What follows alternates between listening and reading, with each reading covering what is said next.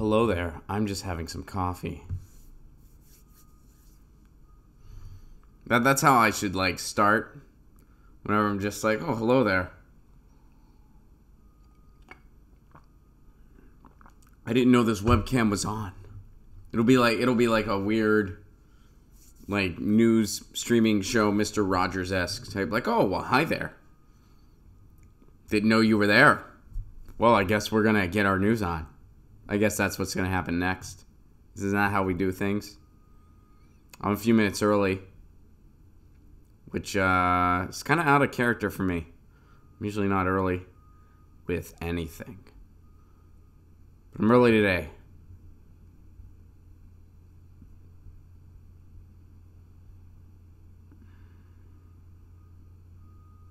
What's up, Joseph? How are you? Good to see you.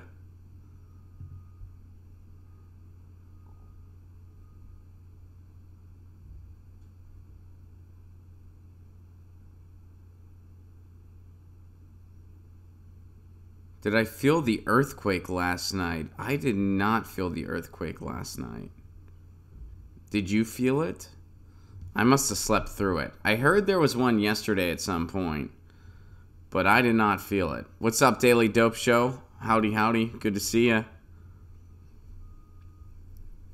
And I got a new shirt. I don't know if you guys noticed. This is a new shirt that I've never worn before, and it's also new. I got it yesterday. It was a present from Pasta. You guys know Pasta. He helps book the guests. And he got this for me at a protest he went to in Sacramento. It's a shirt for a book publisher I like called PM Press. But I think when Pasta bought it, he didn't even know that it was from the book publisher that I liked. He just thought that the design was cool and that I would like it. So, yeah. What's up, Sims? Good to see ya. So it was around, Joe, talking about the earthquake, it was around 7 or 8 p.m., and you didn't feel it. Yeah, I didn't feel it either. I did not feel it.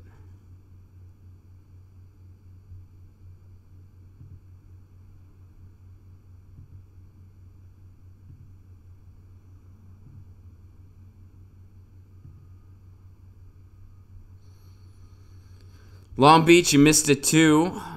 Are you going to make it on Thursday, Long Beach? Speaking of which, what's up, Daniel? What's up, Matthew? What's up, Mike? What's up, Tim? Good to see everybody.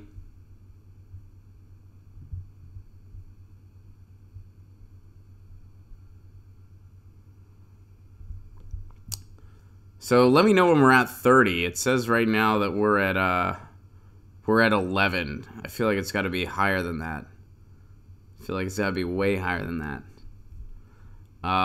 Maybe it's not. I don't know. But it always jumps slower for me. So let me know when we're at the 30 mark. And yeah, sorry I missed the earthquake, y'all. I've never met one. Like I've never felt one since I've lived in California. I've never met one. I just said that. I've never felt one since I've lived in California. I don't know what to say. 26. It's happening soon. And it's just 10 a.m. now. 28. We might hit it right at 10. I'm Kurt Vonnegut mug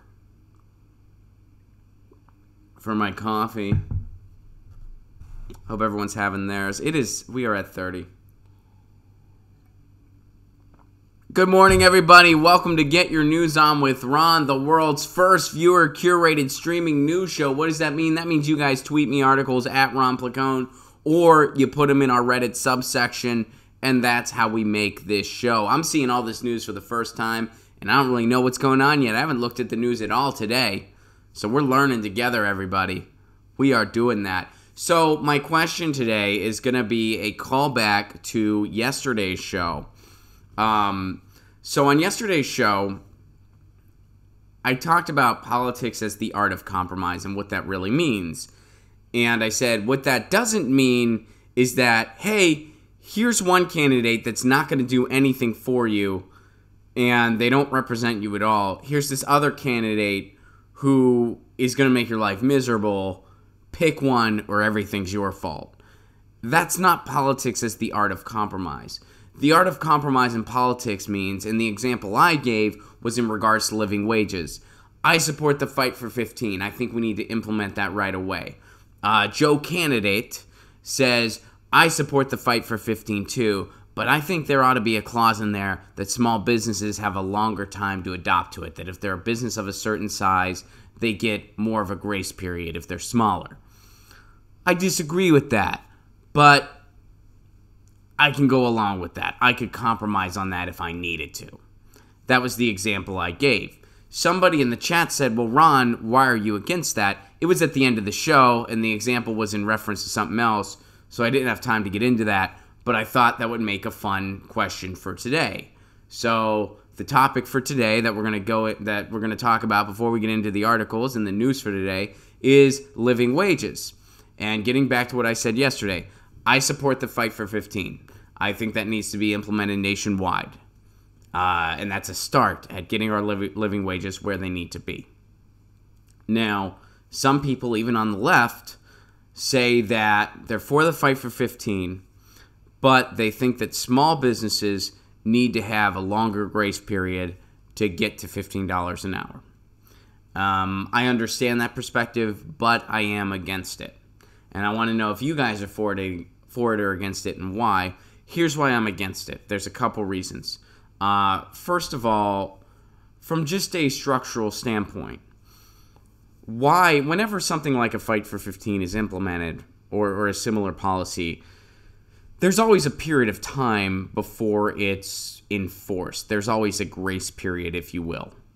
So why does a small business, how would a longer one benefit a small business? You know, like how would a longer one benefit a small business? The cost of labor is something that goes into your business cost. Why would a longer grace period, other than the one allotted, be necessary? So that's one factor right there. The other thing is, I think that if you can't afford to hire someone and pay them a living wage, you're not ready for that employee. And I know that's kind of being like, maybe that's tough love a little bit, but I really feel that way. The cost of labor is a cost of your business. If you have a pizza shop, you have certain costs. The cost of cheese, the cost of tomatoes, the cost of toppings. And you're going to try to get quality products, presumably, if you want your pizza place to do well. When you're buying your product, you don't get to be, oh, I'm a small business and I'm just starting out. Do I get to pay less for this? No, you don't. It costs the same for you as it does for everybody else. Same with labor. Hey, I'm new and I'm starting out. Can I pay less for your labor? Like, no, you're getting the same labor as everybody else, and you should pay a living wage. Now, there are other ways to get your labor needs met if you have budgetary constraints to start out. There's freelance. There's contracting. There's you can cut people into the company and assume the same risk. Say you have a partner. You guys split up the labor, and you both go in on the company as an investment. So this idea that a small business couldn't have any help unless, if they can't afford $15 an hour right away, well, that's simply not true based on our labor laws here in the United States. They couldn't have an actual employee if they can't afford to pay that wage. And that's why I feel the way I do.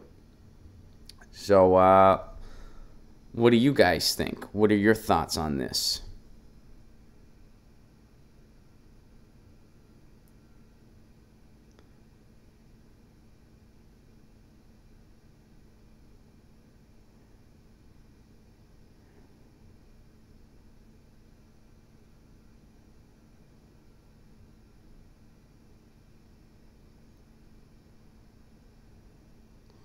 So Andrew says, I support a quantitative easing period for small businesses and nonprofits.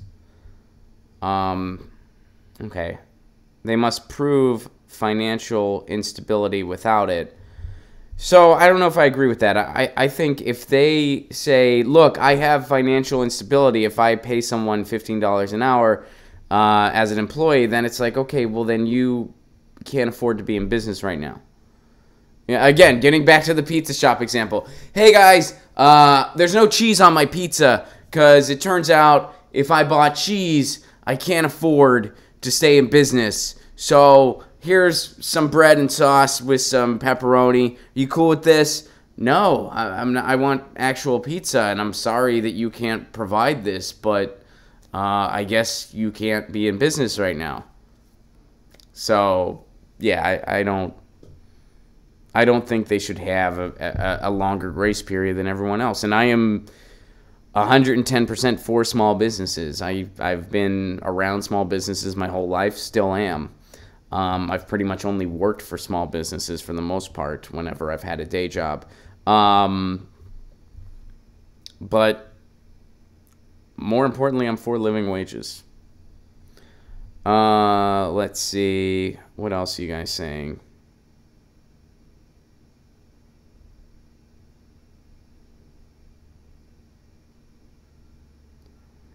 I work for a small town newspaper, and we could never afford $15 for everyone or down the road. I still support the fight for 15, though. Tough one to answer. How do you know that for sure, Jordan? I mean, $15 an hour, if living wages, if minimum wage kept up with inflation, it would actually be higher than 15. It would be higher. It would be around $20 an hour. And maybe if people were getting living wages, they would buy more newspapers. And also, I don't know. I'd be curious to know all the details because, and I understand newspapers are not really sustainable ventures right now. I understand that's an issue, but I think anyone working for that paper deserves a living wage.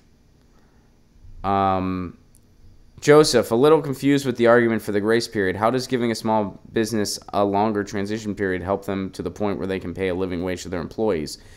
That's what I don't understand either. People don't realize that if we had $15 an hour, we could pay for more expensive pizza. It's not like we all get priced out. $15 an hour isn't even enough to have a quality of life in most, if not all places, Mike says. What else, you guys? Garden Gnome, I think that while 15 is needed, one of the downsides is businesses will try to skirt employment laws by making all employees independent contractors, etc., when possible. I think you will see some of that. I don't think you'll see that on a mass level. I think that, yeah, some people are going to do that for the long term and see if they can get away with it. That is true. But I worked for a non-kill humane society that could barely afford 5 employees at $9 an hour and 1 director at $30K a year. Lost money on every pet sale and relied on donors to make the difference. Then they would have to have contractors. And they probably could because you're going to get a lot of people that believe in the cause and want to support it and make sure it stays afloat. You know, just because your company is a good cause doesn't mean you can just pay people not enough money to survive. And again, and those employees would have the option to become contractors. Garden Gnome, Ron, we are already seeing the independent contractor phenomenon now. We've been seeing it for a long time. As somebody that works in show business and has worked as a freelance writer, we've been seeing it for a long, long time. And whether we have living wages or not, it's not going away. If we actually had living wages, it would hit the people at the top the hardest. You guys are, I think that when you're really focusing on some of the small businesses that can't afford it for good reason, you're focusing on the outliers. And I understand it's still a factor. However, overall, the fight for 15 would hit the big companies hardest, and they can afford it. They can afford it. And, I mean, let's go back to Andrew's Humane Society example. Maybe if people got paid living wages and they were working part-time at a place that they don't really care about, maybe they would have more time to volunteer at a Humane Society, and they could help out that way. If people had enough money in their pockets to survive, they would have more time to give more. Maybe if someone's getting paid a living wage, maybe if somebody that works at Target full-time and busts their ass, maybe if they're getting paid a living wage, they could afford to make a donation to the Humane Society once a year that they weren't able to afford otherwise. And that helps the Humane Society stay afloat.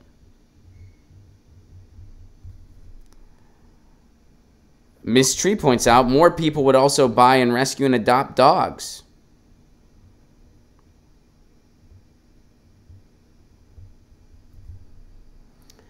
So yeah, I don't, and while I certainly understand the factor of small businesses, I don't think a longer grace period will make a difference. Garden Gnome, I'm a radical and believe in things like price controls, which would help balance the negative results of 15, the quote negative results. Federal job guarantee would also help alleviate downsides. I do think price controls, if implemented in the right way, could be a good thing. One thing I lean even more towards are price ceilings on salaries. I do, and I know that's a real radical idea when you say that in the United States, but I'm all for it. I think we got to have salary caps. I think there's no reason why there should be a Jeff Bezos in the world. There's just no reason why somebody should have that amount of wealth. There's no reason for it. That guy, we could have a salary cap on something like that, and someone like a Jeff Bezos would still have more money than they could possibly spend in 10 lifetimes. Their family would never have to worry, ever. There could still be rich people, is what I'm saying. But, man, how much do you frickin' need?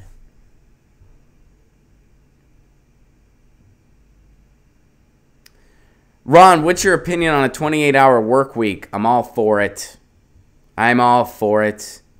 We overpad our work culture here in the United States, and I think we should have a 28-hour work week when possible. Now, not in every case is that possible. I mean, certainly you might not be able to do that with a doctor or nurses, or you might not be able to do that if you are a small business owner. But I think when you work for a big company and you're not seeing any of the results of your production really, and you're just getting paid a wage and you're arguably underpaid, and even at $15 an hour, you'll still be arguably underpaid.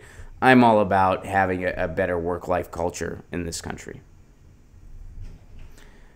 Zillion Bidney, Target will never pay their employees a living wage ever. They will if it's a federal law. I'm worried about things after the wage. This is Chris. I'm worried about firings after the wage increase as well as rent hikes. This is why we need one bill of rent control and federal jobs guarantee plus living wage. I agree with that. However, I agree with most of that. I don't agree about the firings. I think they're just trying to scare us. I really do, in a lot of ways. Now, automation is coming. And automation is going to come whether we have living wages or not. It's coming. Whether we have living wages or not, it's going to come. We have to adapt to it. Meaning we should prepare for society with less jobs. Meaning UBIs. And adapting to the technology to create new jobs.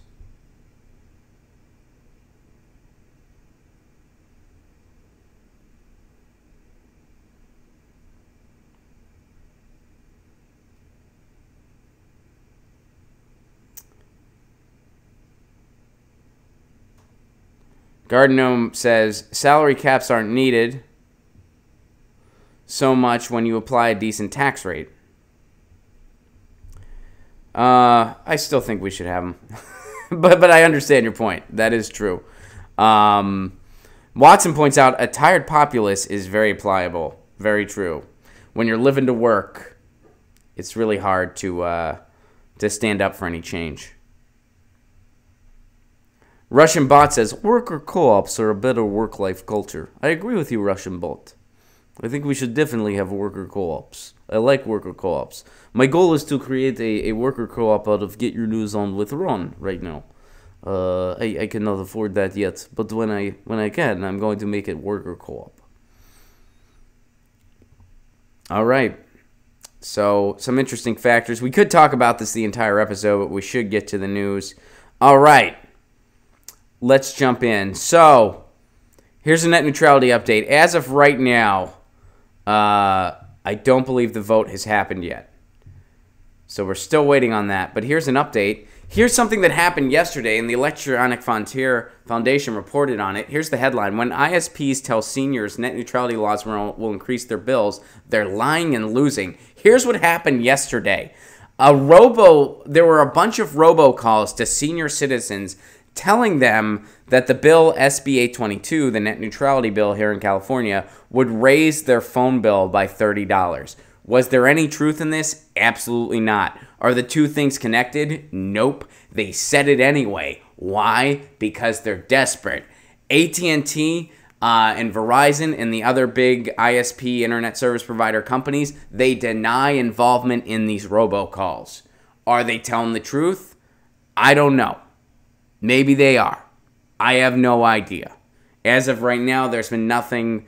I'm not saying I believe them. I'm just saying I don't know one way or the other if they're telling the truth. So that happened yesterday. Here's what the article says about it. The fight to secure net neutrality protections for Californians keeps showing how far ISPs and their surrogates will go to make a buck off ending the free and open internet. The latest maneuver is a flood of deceptive robocalls targeting seniors and stating that net neutrality will raise their phone bills by $30 a month and slow down the internet. It's not just a lie, it's proof that you've successfully put them on the defensive.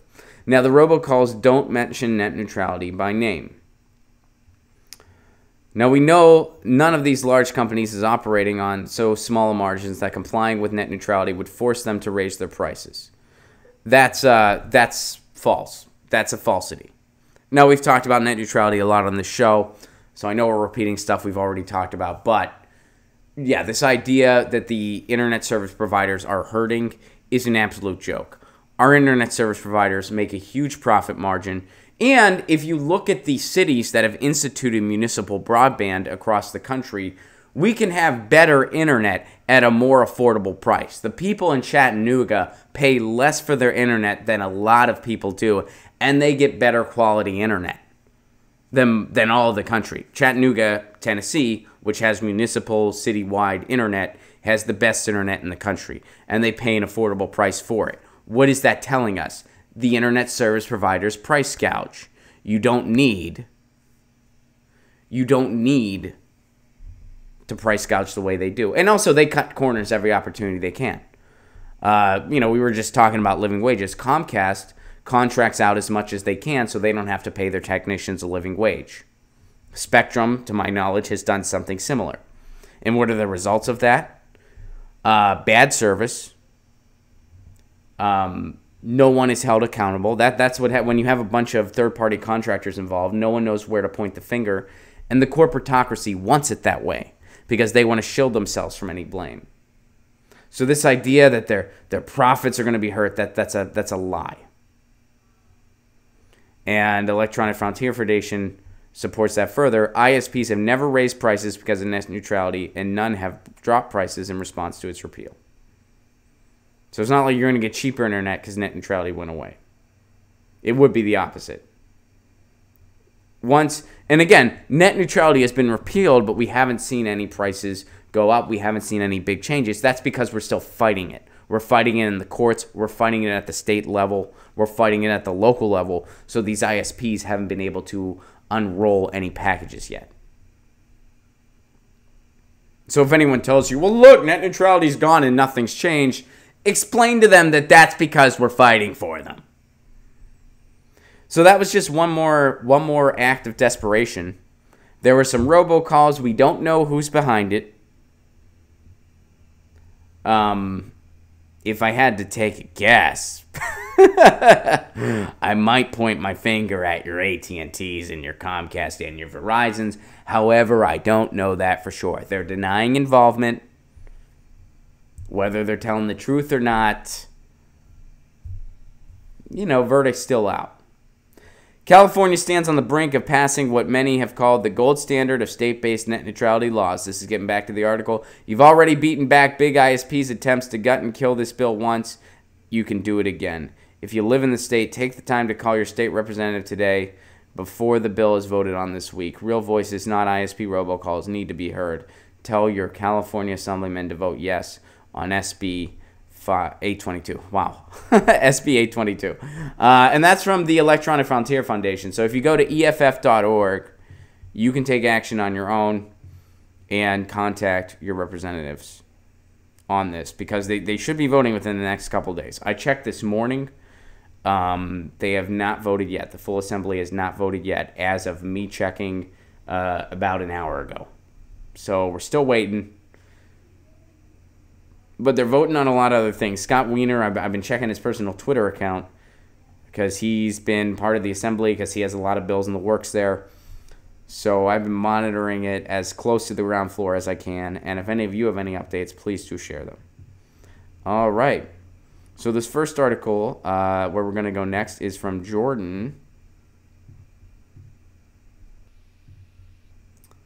I gave it a Get Your News On With Ron retweet. It is from Mint Press News about Monsanto. As Monsanto faces over 8,000 lawsuits, Vietnam seeks damages for Agent Orange. Interesting.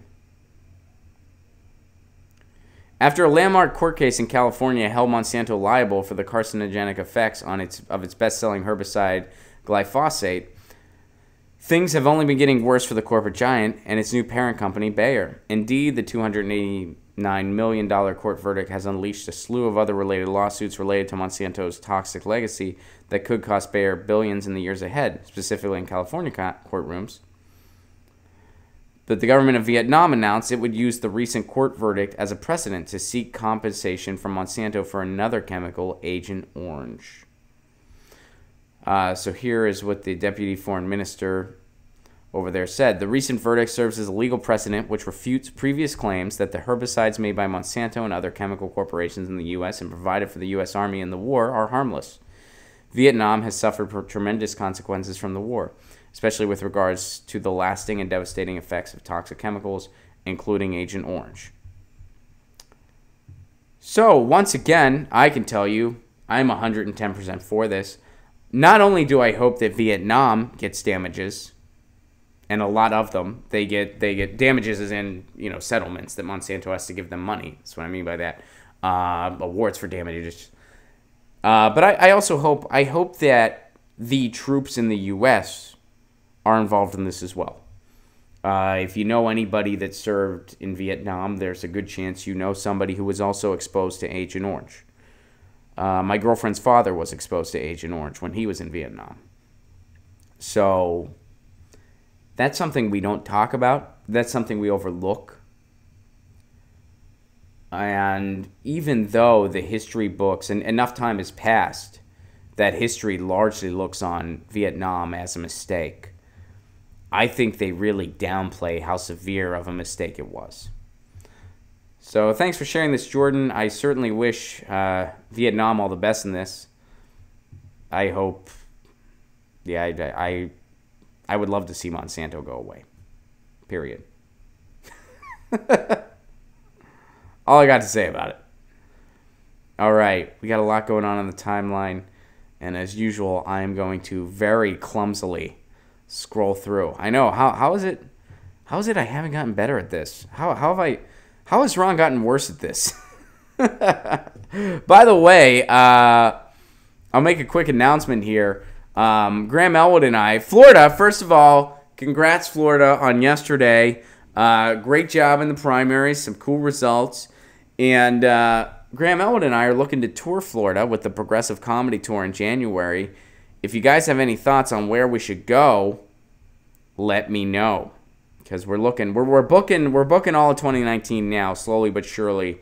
Florida, we're hoping to hit in January, because January is not a bad time to go to Florida, quite frankly. Where should we go in Florida? All right, this is from Mike. Let me give this a retweet, and then I'll hop over to the article itself. And I hope everybody's having a lovely Wednesday, by the way. Oh, and Andrew mentioned yesterday that Get Your News On with Ron is finally trending a little bit on Twitter. It's recognized by the Twitter algorithms. So please, please, please, when you send the articles, please continue to use the hashtag Get Your News On with Ron. I know it's kind of a large hashtag, but thank you so much for using it. And it is working. We're finally getting some recognition as a recognized hashtag trend on Twitter. That's freaking really cool. This is from Mike. It is from commondreams.org. And you know what we never talk about? We never talk about the uncommon dreams. I feel like I have some uncommon ones, you know? Not all my dreams are super common. And I think we got to recognize the uncommon ones as well. I'm going to start a website called Uncommon Dreams. And we're going to talk about the issues that nobody ever talks about. You know, it's going to be a cause-based website. Not all my dreams are common. I had a dream once that my dad ate ice cream and then he turned into ice cream. That was a dream I had because he was eating too much of it. And my mom was like, hey man, you're eating too much ice cream. And my dad was like, no, I'm not. And then he turned into ice cream. And I was pretty freaked out. That's actually the first dream I remember having. I was really young. I want to say I was 4 years old when I had it. But that's the first dream that I remember being cognizant of a dream that I had that I told my parents about the next day. They thought it was funny because it was. And, yeah.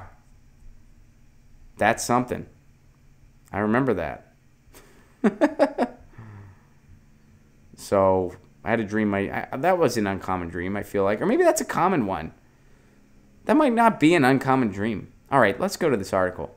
Anyway, my dad didn't actually turn into ice cream. Sparking more calls for his ouster, utterly useless Chuck Schumer cuts deal with McConnell to fast-track 7 Trump judges. The resistance! The resistance! In addition, here, where's this from, by the way? Okay, this is from today. So this is breaking news, guys. In addition to openly refusing to pressure his caucus to unite against President Donald Trump's Supreme Court pick by Brett Kavanaugh, Senate Minority Leader Chuck Schumer is also helping his Republican counterpart ram through Trump's far-right lower court nominees at a torrid pace. Sparking immediate outrage from progressives, Schumer cut a deal with Senate Majority Leader Mitch McConnell on Tuesday that allowed the GOP to fast-track votes on 7 of Trump's federal court nominees in exchange for, well, it's not exactly clear what he got in return. I'll tell you why, because he didn't get anything in return. I can say that with confidence. The Democrats roll over and play dead in hopes that this will give them political points later. And by political points, they mean the donors are happy. Chase Madar summed it up, and this is in the article too. Journalist Chase Madar, Schumer is utterly useless. I don't know if there's been a truer sentiment in journalism as of recent. Schumer is utterly useless. He is not the resistance, he is the assistance. And this is what happens, by the way, when you go blue no matter who. They're fast-tracking Trump's court picks. What are they getting in return? I guess Debbie Wasserman Schultz will tell us they're getting potential for momentum. They're getting potential for momentum. They're getting a Ruby Tuesday gift card. Mitch McConnell, he gave Chuck Schumer a coupon for the Cracker Barrel. And Schumer said, hey, my donors are happy and I get a free meal. Why the hell not? So this is why when people try to tell you you need to vote blue no matter who because we need the votes to keep Trump in check, point to stuff like this. Tell them that blue no matter who actually assists Trump because it helps get the people elected that are going to go along with him. Blue no matter who gave us more Joe Manchin. Blue no matter who gave us Claire McCaskill. Blue no matter who gave us Joe Donnelly. even Blue No Matter Who's argument for doing Blue No Matter Who, which is, hey, at least it will resist Trump, even that is a falsity. It's not resisting Trump. It's assisting Trump. And this is your resistance. Chuck Schumer. The Democrats' first priority is making the donors happy. Their second priority, making sure progressive change doesn't happen, which goes in turn with making the donors happy. Third priority, maybe we'll beat a Republican or two, but we're assisting them anyway, so why does it matter? This isn't politics as the art of compromise.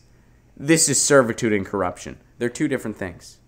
This isn't compromise. That's not what this is. Chuck Schumer didn't compromise here. Chuck Schumer went along with the people he really serves, which are the donors.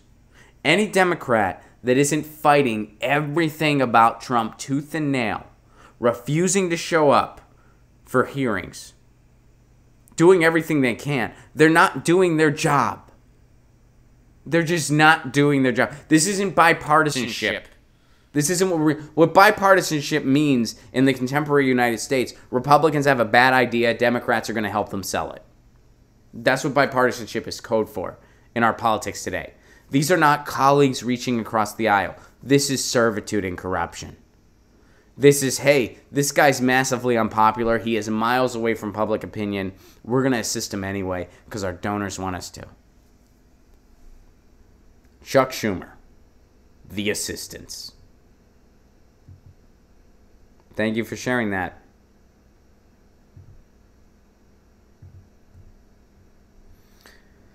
That was a good article, Mike. I appreciate it very much. This is from V. Stewart. I'll give it a Get Your News On With Ron retweet. And I can't even tell what it's about by the headline now. So this is going to be just a total surprise. Because it's just a web link and I can't really tell. Oh, wow. This is from July 21st. So this is kind of old news.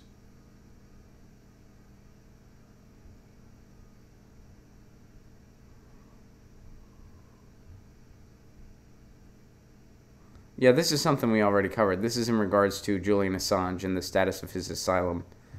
So I'm going to kind of skim.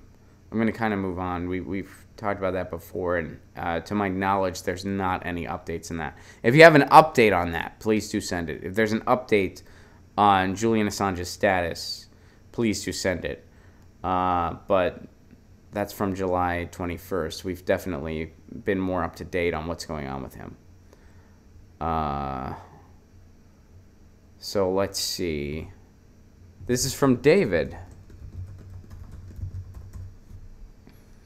And if there is an update on Julian Assange as of today, I've not heard about it. So if you know anything that I don't, please do send something. Because again, guys, I'm still waking up and having my morning coffee. You know. So we're getting over to drugs now. Yay. The drug maker behind the first FDA-approved medication derived from marijuana has revealed how much it'll cost. I bet it's like a free pony. I bet it's instant abs for everybody. I bet it's gonna be. Oh man, I bet we gotta stick with Big Pharma. They're gonna keep the. All right, let's talk about it. On a call with investors this week, GW Pharmaceuticals revealed the price of Epidiolex.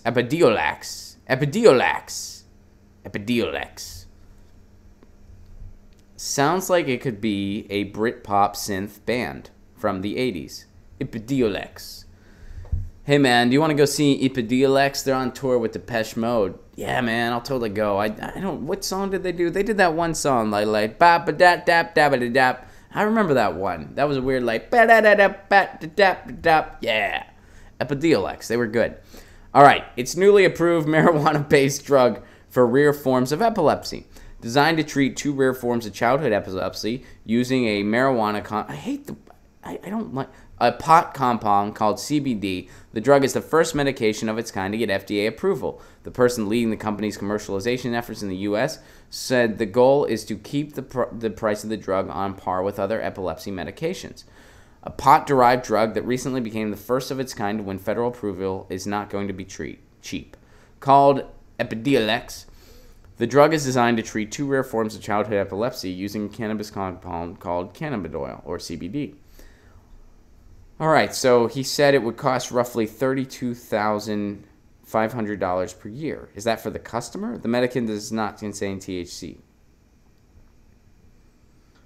So why is this so much?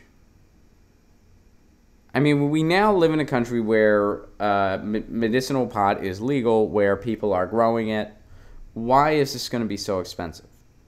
It seems like maybe this is sort of big pharma messing with things that's making this more expensive. And perhaps the stigma that still exists around medicinal pot and medicinal cannabis.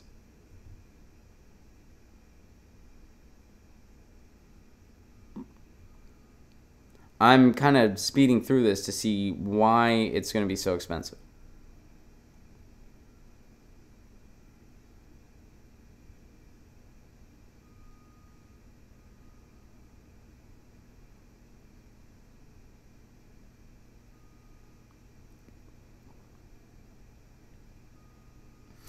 Oh, so before, the DEA has to reschedule CBD first, too.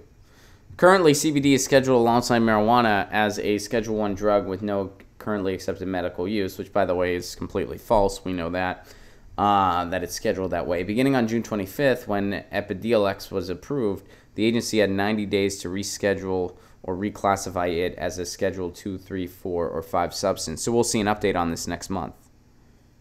It'll be 3 months on September 25th. We don't have a choice on that. DEA public officials, officers, it absolutely has to become Schedule 2, 3, 4, 5. Interesting.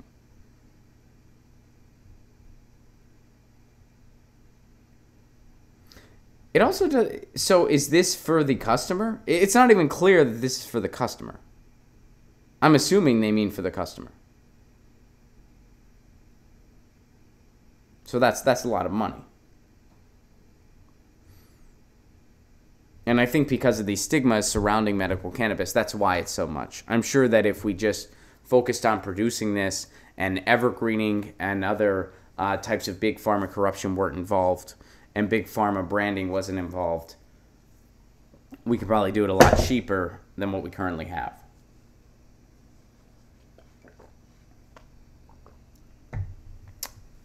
Interesting. Thank you for sharing that. And I guess we'll know more next month. Because next month, if they reschedule it, maybe we'll get some more details on why the pricing is what it is, what exactly is going on there, what could be done to lower it. But they're probably sort of sitting on that right now, because if they don't get rescheduled, then it's all for nothing. So if they're not rescheduled to a 2, 3, 4, or 5, then this isn't any, because to get the drug, the DEA, the Drug Enforcement Agency, has to reschedule cannabis. Right now, it's a Schedule 1 drug, meaning it has no medical redeeming qualities. It is as bad for you as heroin. That's what Schedule 1 means. Why was it a Schedule 1 in the first place? Because of a huge propaganda effort starting in the 30s based on racism, discrimination, and Big Pharma's desire to make more money off of other types of pain medications.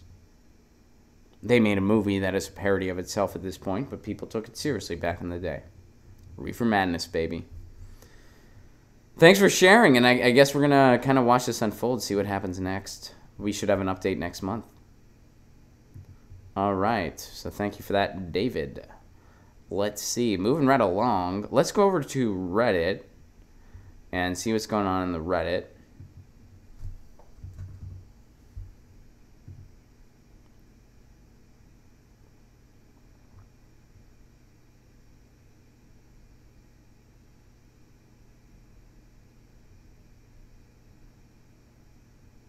So this is from Seawalk,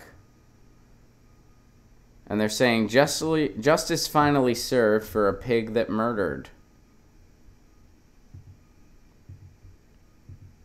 So let's see what this is about. This is Seawalk's disclaimer over on the Reddit. White Texas police officer found guilty of murder for fatally shooting black teen in car. A former police officer was found guilty of murder on Tuesday for shooting into a car carrying black teenagers, killing one 15-year-old boy.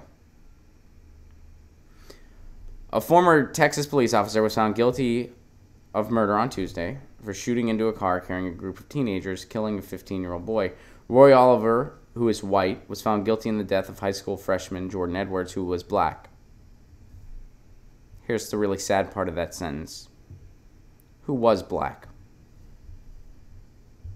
He got killed. The teen was in the passenger seat of a car leaving a house party when the officer opened fire in April 2017. So what was Jordan Edwards guilty of? I guess he was guilty of going to a party as a black person. Oliver was found not guilty on 2 aggravated assault charges. Jordan's father, Odell Edwards, said after that he wanted to jump up and down when he heard the verdict and was thankful. I'm happy, very happy. It's been a long time, a hard year, he said. Edwards' family attorney, Darrell Washington, said Jordan's father never wanted another family to go through what he went through losing his son. This case is not about Jordan. It's about Tamir Rice. It's about Walter Scott. It's about Anton Sterling. It's about every African American who has been killed and has not gotten justice, he said, referring to other black boys and men that have been killed by police.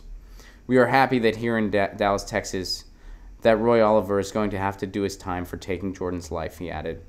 What he did on that night should have never happened, and we're just happy that we've gotten justice today. The verdict came Tuesday afternoon on the second day of deliberations. The jury was made up of 10 women, 5 white, 3 Hispanic, and 2 black, and 2 white men. Roughly 20 minutes before a verdict was announced, jurors said a note asking what happens if they were split on justification of the shooting. The trial moved into its sentencing phase late Tuesday, and jurors recessed for the day. Oliver faces up to life in prison. I really hope he gets it. I'll be surprised if he does. I hope he deserves to serve a life sentence. He shot into a car of teenagers.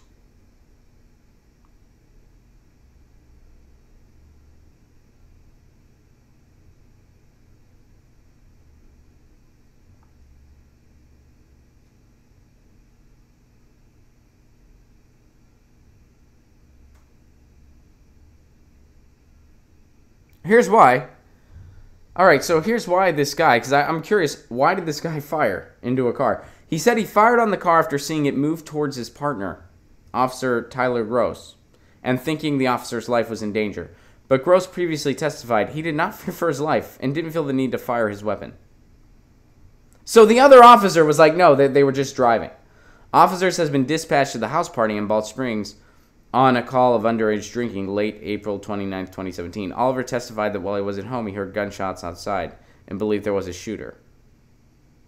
As he went outside, he saw the car carrying the 5 unarmed teenagers. The gunshots turned out to have been fired near a nursing home in the area. We were just kids leaving the party.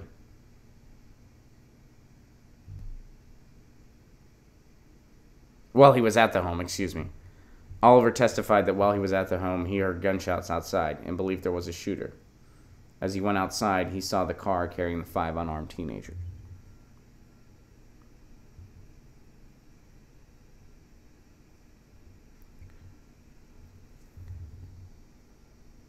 How can you not? Oliver was hired in 2011. In 2013, he was suspended and required to take anger management classes after having erupted in a courtroom. So this guy doesn't know how to conduct himself in a courtroom. He hears gunshots that happened elsewhere in the community. And he freaks out and fires at a car full of unarmed teenagers. And even his partner says, yeah, there was no reason for this. I'm glad he got a sentence. I guess what you really need, I mean, going by this, it sounds like what you need to have any chance at actual justice is you need to have another police officer that's not on the police officer's side. It sounds like that's what you need. If another officer says, yeah, this was unnecessary, then you have a chance at actual justice. That's kind of the theme I take away from this. And I hope he gets life in prison, this guy. I hope he spends the rest of his life in jail. I wouldn't be shocked if they let him out early. He deserves to spend the rest of his life in jail.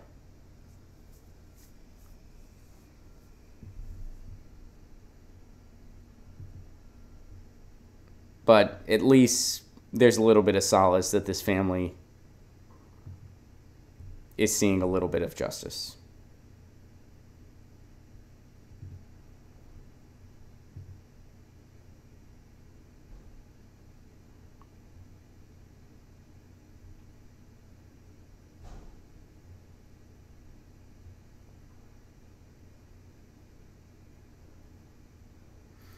Oh, and Tom points out, a quick update on our last thing. Tom points out the price was largely based on feedback from insurance companies. Oh. So a quick throwback to the last. So the insurance companies is saying this is how much this will cost.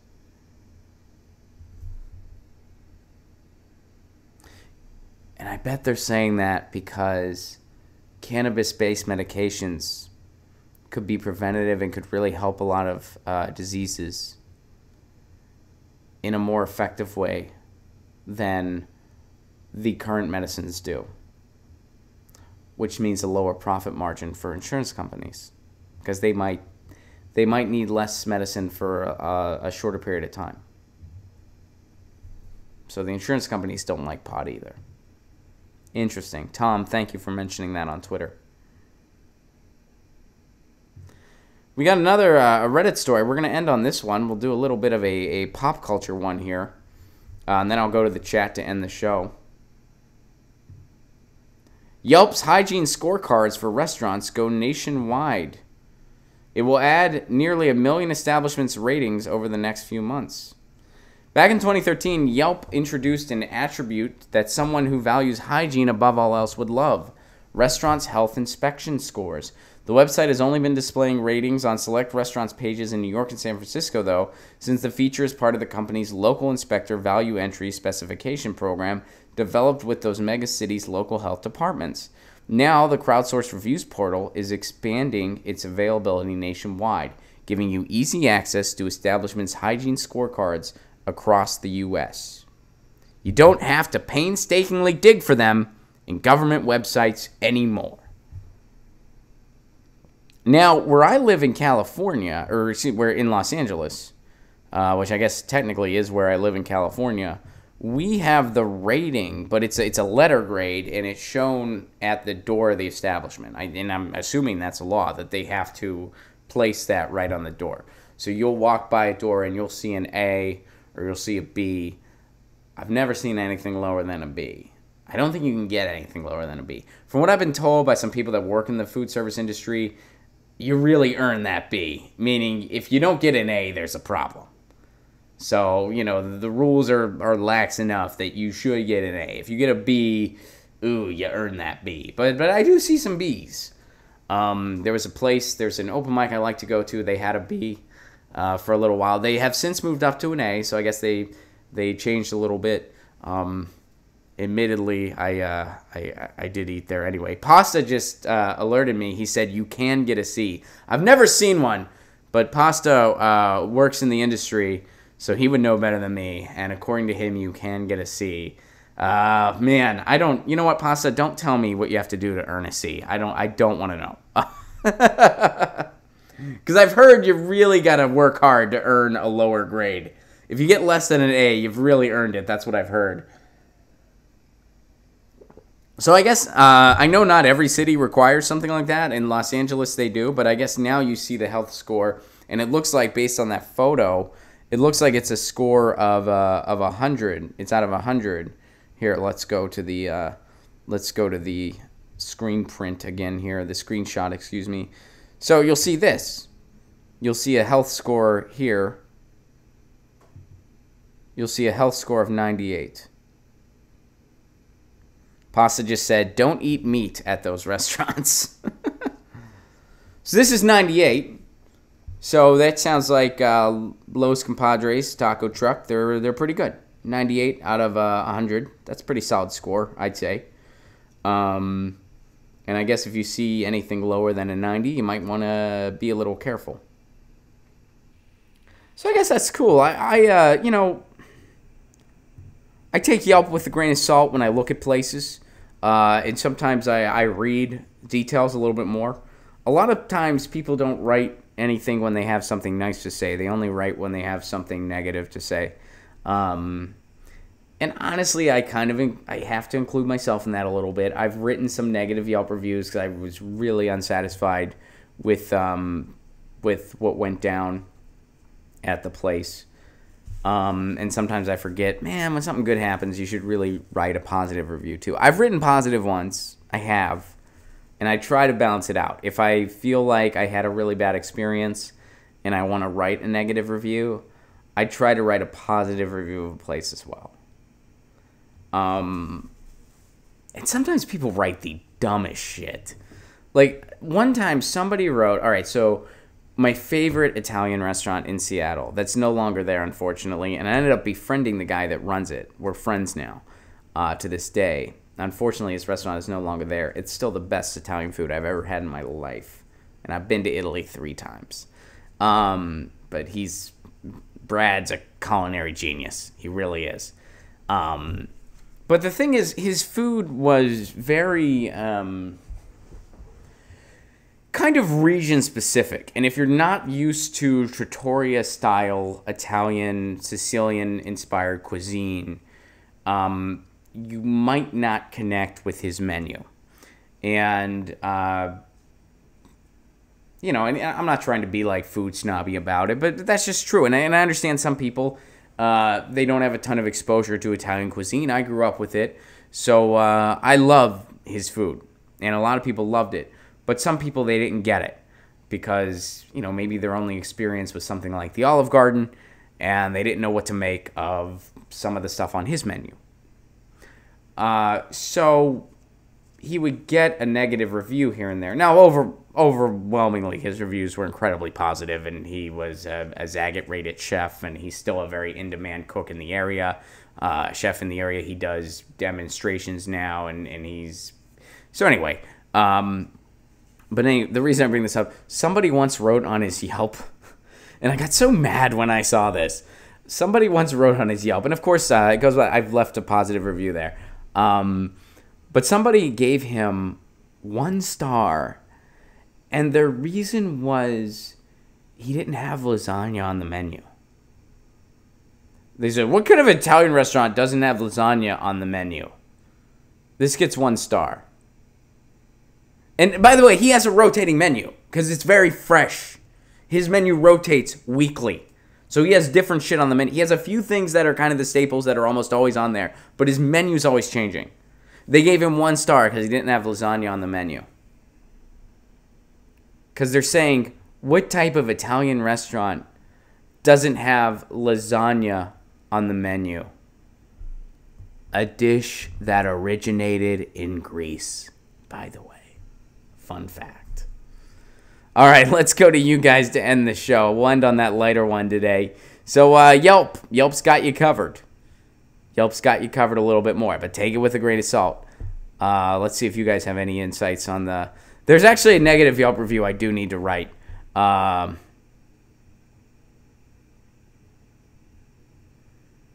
Let's see. Ron, did you read Kitchen Confidential yet? Yes, I did. It's a fun book. Fake Donald J. Trump. Ron, have you ever voted for a Republican? No, I've never voted for a Republican. And when I say that, I include Hillary Clinton. But no, I've never voted for a Republican. And I think it's pretty safe to say I never will. Brad's restaurant was called Swingside Cafe, TJ. I think you're in Seattle, maybe. But yeah. Swingside Cafe, if you ever got there, man, that place was the greatest. The fresh menu is always good, though, Joe points out. Absolutely. Zero Divisor says, there's a lot of bad Italian food out there. Abso-freaking-lutely. Great Italian food is amazing, though. Yes, of course. Daniel, I work in the industry. I've seen disgusting places get A's. To get a B, you have to be pretty damn foul. All right, good to know. And you can get a C. Pasta just told me, and he's been working in Los Angeles for a long time. You can get a C. I don't even want to know what it takes to get it. I don't want to know what it takes to get a B. Not gonna lie. Pam Ryan, Italian food does nothing for me. Pam. It's not for everyone. I get it. Maybe you just haven't had the right kind yet, though. I don't know. Maybe you haven't had the right kind. Stupid questions. Are there restaurants with a perfect score? I'm gonna say probably not, but maybe. I mean, maybe someone got 100. CG. Anybody see the South Park Yelp episode? I have not. But I saw a South Park episode recently, and that was the first South Park episode I've seen in years, and it was pretty funny. They were trying to make NFL fans out of these water creatures that started out with a science fair, and it was pretty funny. And it made fun of the NFL, which I really got a kick out of. Marcus, thank you for the Super Chat contribution, and I'll try to answer this here, even though we only have a few minutes left. Which 7 deadly sin is Trump, Hillary, Obama, etc.? All right. Hillary, I think it goes without saying, hubris. That's the 7. That's hubris. Goes without saying. Her hubris is why she lost, if I had to just sum up one. Trump. You could totally make the case for hubris with him, too. But I don't want to have the same answer. Trump. We'll go with lust for Trump. You know, he had to pay off these women. You know, we'll go with lust. Obama. Obama.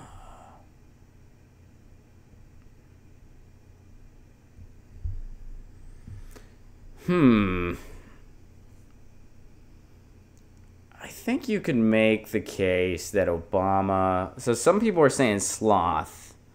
I disagree. I don't think Obama... You know what? I'm going to go with CG here. CG's saying greed. I'm going to go with greed. Yeah, I'm going to go with greed for Obama. Yeah. I wouldn't say sloth. Obama was not a lazy man. He is not a lazy man. Obama... Yeah, to overcome what he overcame, you gotta... He's not lazy. Greed. Greed was what it was for Obama. Because I don't think Obama's the guy he used to be. And I wanted to believe for the longest time that activist in Chicago was still in there. Somewhere. You know, I believed that for the longest time. I mean, I voted for the guy twice. But... Yeah, I think that guy's gone. So I don't think he was lazy, because I think the reason we didn't get a lot in those first 2 years was because he was listening to the donors. I think it was the greed. It wasn't sloth, it was greed. That's what I think. I don't think he was ever that guy. I think he was. Maybe he wasn't. I don't know. I don't know the guy personally. But I think he was. Pam Ryan says gluttony for money. Ha. Pasta, thank you for the compliment on the shirt. Pasta got me the shirt. I told you guys that at the beginning of the stream. What about Ron Paul? Ron Paul.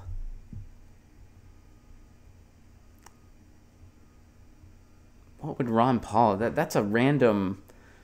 What, greed, sloth, gluttony... lust, pride. Yeah, Brian points out greed and lust goes for it for a lot of them. I don't know if I would say... I would maybe say hubris for Ron Paul if I had to... I mean, that's hard to assign one to him. I mean, I wouldn't say greed, because he puts a lot of the money back in his... Or he did, from what I understand.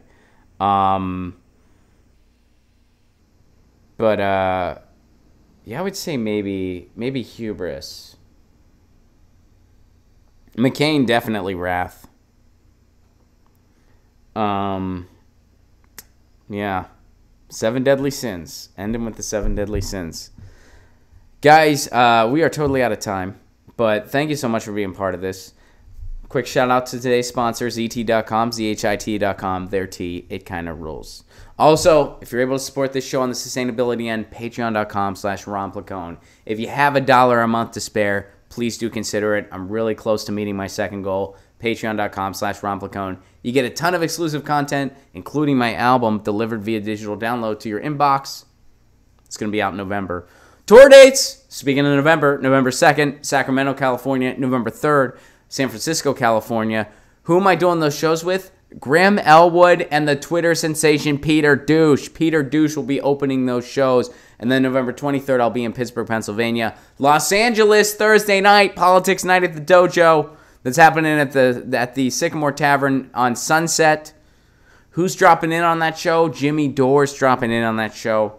Also, Robin Tran is headlining. She just released her special on Hulu, and she just crushed it on Comedy Central's Roast Battle. That's going to be a fantastic show. If you're not doing anything Thursday night in Los Angeles, please come out.